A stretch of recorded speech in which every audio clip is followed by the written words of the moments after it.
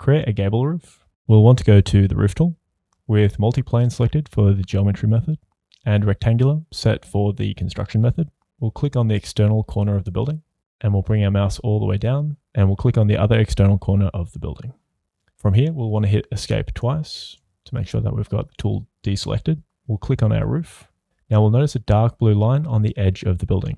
With the roof selected, we'll want to select this blue line. So we'll click once, and this is going to bring up the pet palette. From here, we'll want to go to custom plane settings.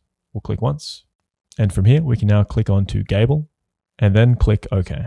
We'll do the same thing on this edge just over here, clicking once with the pet palette active. We'll click custom plane, and then we'll go to Gable and go OK. If we now hit F3 and go into our 3D view, we've now got our gable roof.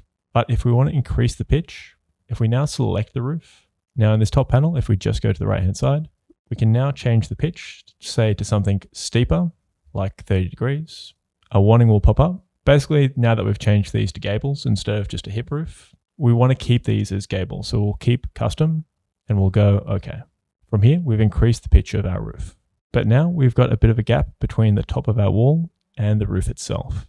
Now to connect this wall to the roof, we'll just select the wall by left clicking once, and we'll see the little nodes at the edges of the wall. If we click on those nodes, in the pet palette, this middle option just here, stretch height, will appear. So if we click on this one, we can bring that all the way up to the underside of that gable. You'll notice a little black pen appear.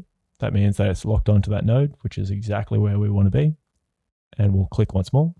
And now the wall has stretched all the way up. But we want to crop off those little edges that are sticking through the roof at the moment. We'll just right click into the empty space. We'll go connect and we'll go to solid element operations. We'll click once. We'll drag this just over to here.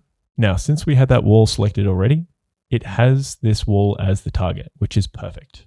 From here, all we want to do is hit escape, which is going to deselect that wall. And now we'll select the roof. From here, we're going to make that roof the operator.